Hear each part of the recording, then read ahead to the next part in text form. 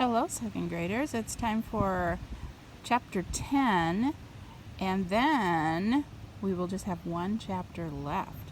I am outside in my backyard videoing, so hopefully it won't get too loud out here. Right now it's just the wind and moving the trees around. It's kind of nice. Chapter 10, The Rapids. I hope we made the right decision to leave tomorrow instead of right away, Jessie said worriedly. The Aldens and Rob were seated around the fireplace in the bunkhouse eating dinner. They planned to leave very early the next morning for White Pine. Jessie, look at the weather, Henry said. He scraped the last bit of beef stew off his plate. We couldn't have gotten very far in all this rain. I just hope we won't run into Angela or Matt. Violet frowned. She put her plate down and curled up on the soft rug in front of the fire. Aunt Jane yawned. After we clean up, I think we should stop worrying and go to bed, she said. Remember, we have to be up very early tomorrow. The sun was just rising when Aunt Jane and the Aldens pushed their canoes into the lake the next morning. Aunt Jane had assured Henry they would be all right using just one paddle for each canoe. Henry sat in the back of his canoe. To keep it on course, he paddled first on the left, then on the right, then on the left again. Aunt Jane did the same in her canoe. Rob carried the coin collection with him. He sat in Henry's canoe behind Violet. By noon, the two canoes reached the small rapids. I can't believe this is the last part of the trip already, Benny said. He sounded sad. Oh, I should say that different. I can't believe this is the last part of the trip already. Right? Does that sound more sad? Just be glad we found the coins, and so far no one has bothered us, Jessie said. I'm afraid you spoke too soon, Aunt Jane pointed in front of them. Up ahead, they saw a large wooden canoe with red lettering on the sides. It was Angela. Oh, no, Jessie groaned. Henry, look up ahead, she called to the other canoe. Rob rummaged in his day pack for his binoculars. She's alone, he said. We'll be all right. She may not even know we have the coins, Violet said. Let's stop here for a minute, Aunt Jane called to Henry. She wanted to study the rapids. Look, Henry, see how small the waves are? That means the current isn't very strong. We'll be all right, even with just one paddle for each canoe. Yes, Rob smiled at Henry. Just keep the canoe going in the same direction as the current, and we'll be fine. Aunt Jane took the lead. Henry followed. Hey, this is fun, Benny exclaimed. Small waves splashed against the canoe and sprayed his face. He looked back at Henry's canoe. He could see that Henry, Violet, and Rob were enjoying the rapids too. Then he looked ahead for Angela's canoe. Already they had caught up to her. Her canoe had too much equipment in it and was riding very low in the water. When she went over the rapids, a lot of water went into her canoe. It sank lower and lower. While Benny watched, Angela's canoe hit a rock under the water and rolled over. She was thrown out into the current. Help! Help! She screamed. Aunt Jane! Henry! Look! Benny yelled. Henry had already seen what happened. He headed his canoe toward the shore. Aunt Jane followed. Angela was in the water, struggling against the current. Angela! Henry yelled from the shore. Try to get to that rock! He didn't know if she heard him or not. She may have had the same idea because she slowly swam to the big gray boulder and clung to it. Henry waded into the water and threw her a long rope. There they are. After several tries, Angela finally caught it. She clung to the rope while Henry and Rob pulled her to the shore. Angela's knees and elbows were bleeding. Her face was bruised. She shivered from the cold water. Jessie grabbed a sleeping bag to wrap around her.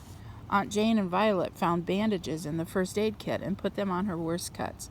Rob gave her hot coffee from his thermos. My canoe! Can you save my canoe? Angela asked. I'm afraid not, Rob answered. Your canoe was swept downstream. But all my equipment was in it, Angela said in despair. I've lost everything. Well, at least you're alive, And not too badly hurt, Rob said gently. Yes, Angela nodded. Thanks to you all. You've been nicer to me than I deserve after the way I've treated you, she said. Well, what do you mean? Rob asked. Well, I tried to scare you all away. I didn't want anyone to find what? Rob prodded her a little. Never mind, I'm not myself right now. Angela became quiet. Everyone could see Angela was very tired. No one had the heart to ask her any more questions. Angela changed into some of Aunt Jane's dry clothes.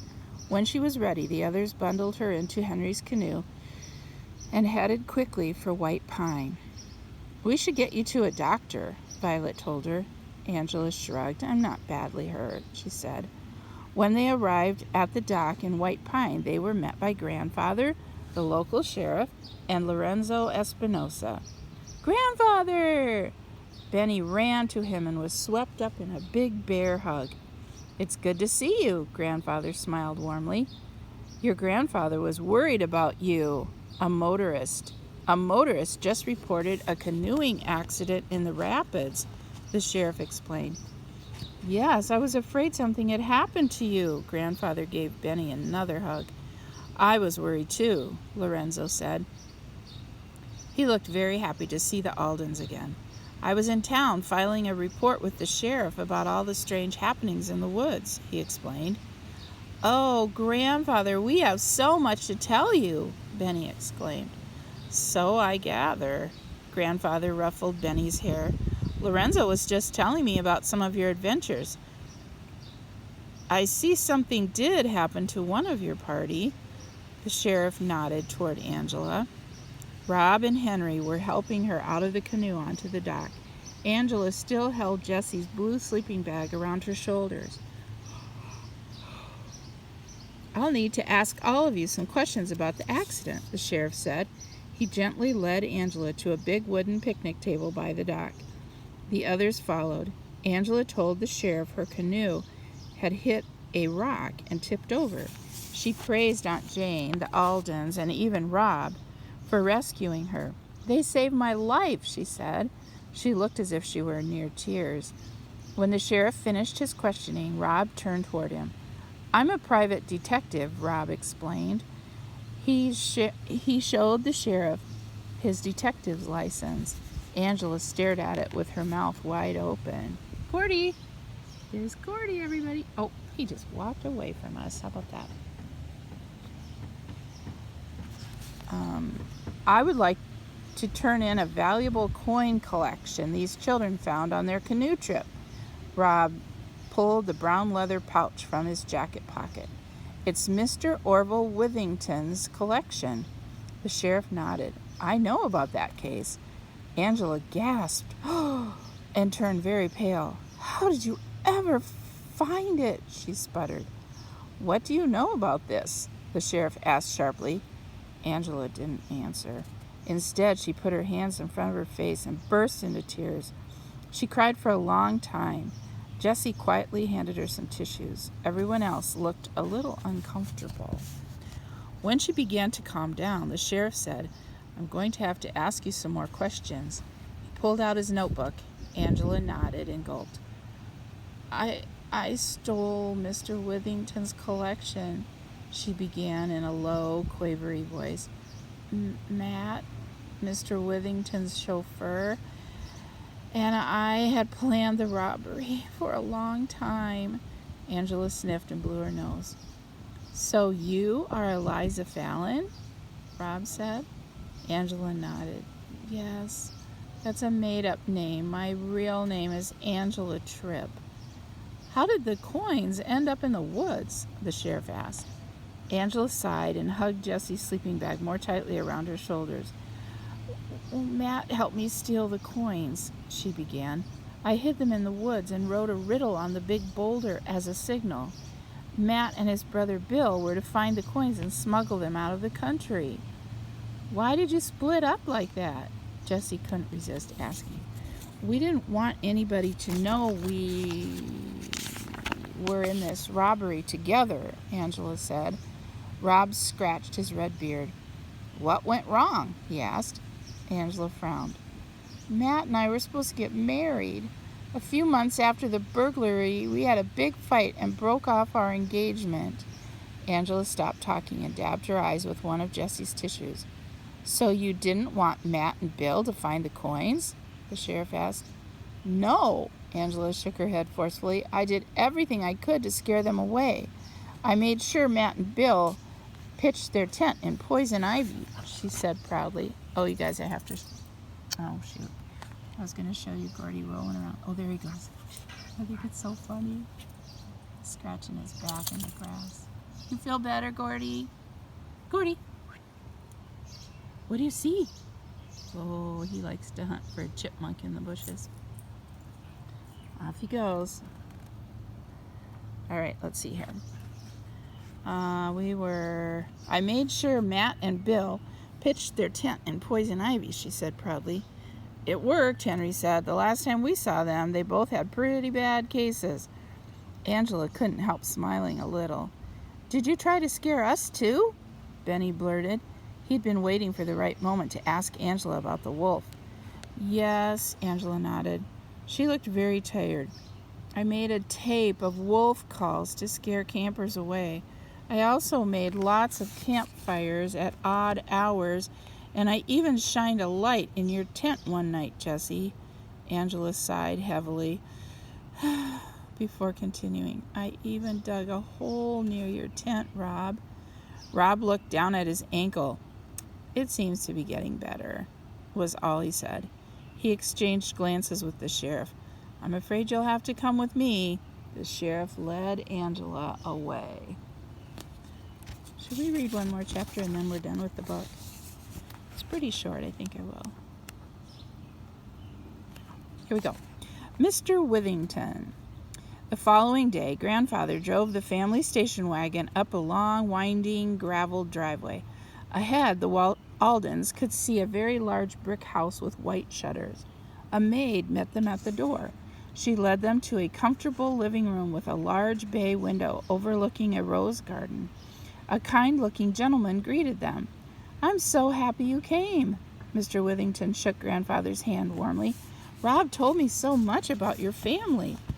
Mr. Withington turned to Henry, Jessie, Violet, Benny, and Aunt Jane. I can't thank you enough for finding my coin collection. It really means so much to me. He beamed at all the Aldens. Benny was busy looking at a large tray with a chocolate layer cake and strawberries on it. Suddenly, the doorbell rang. A moment later, the maid came in with Rob.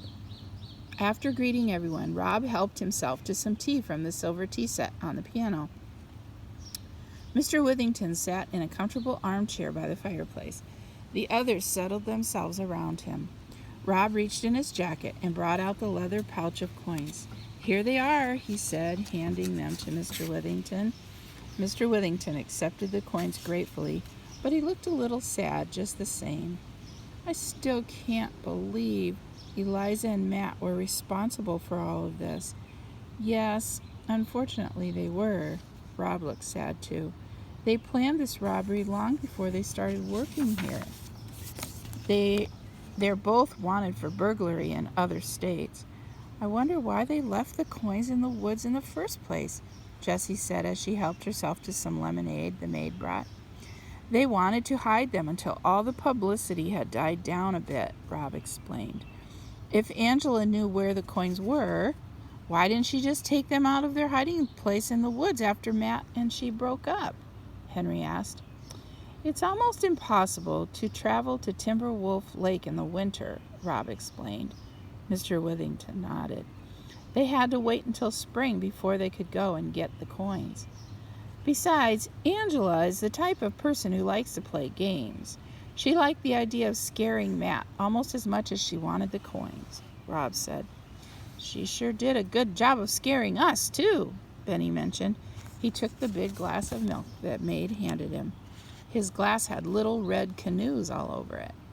Mr. Withington opened the pouch of coins and spread them out on the coffee table in front of him. Violet picked up a pretty silver coin with a willow tree on it and held it up to the light. That was one of the first coins to be minted in the colonies, Mr. Withington explained to her. Violet smiled at him. You know, she said, turning to Rob, I still don't understand how Angela had time to steal all our canoe equipment at the bunkhouse. She moved very quickly. She saw you arrive in the canoe and stole everything before she even went to the bunkhouse to meet you. Rob had picked up a large gold I'm not sure how to say it, doubloon, and was examining it. She must have thought her job was over with Matt and Bill off the trail, Mr. Withington remarked. Yes, she never dreamed she'd have so many people to scare off this early in the canoeing season. That was the trouble. She had no time to take the coins out of their hiding place. She never thought some children would be able to find them. Rob smiled at the Aldens. What about the attempted robbery in the local museum? Grandfather wondered. He poured more milk into his tea. Oh, Angela did that too, Rob said. She thought they might have some rare colonial coins that would add to the value of Mr. Withington's collection. Goodness, she thought of almost everything, Mr. Withington said. Yes, she even knew where Matt and Bill were. We picked them up this morning. They're still itching from their poison ivy, Rob chuckled. Will we ever get our camping equipment back? Benny asked. I'm afraid it sank with Angela's canoe, Rob said. Mr. Withington cleared his throat. I'm planning to replace the equipment you lost, he said. It's the least I could do. Thank you, Mr. Withington, Violet beamed. Ernie will thank you too, Henry said, smiling. Now why don't you all have something to eat if you're hungry, Mr. Withington said. Oh, I'm always hungry, Benny said. He helped himself to some chocolate cake and took a big bite. You know, the hot dogs on the trail were good, he said, but this is much better. Everyone laughed. The end. But here is the picture. And how do you think Mr. Withington is helping them replace their canoe equipment? Or their camping equipment? Think he's giving them some of his famous collection. Nice, huh? Well, that was a good book. I liked that one. Did you like it? Great. Have a great day. Can you believe, by the way, that this is the last week of school? And then summer school. We're getting ready some really great bags of fun things for you to do this summer. And pretty soon you'll be able to come to school and pick them up. Okay? Have a great day.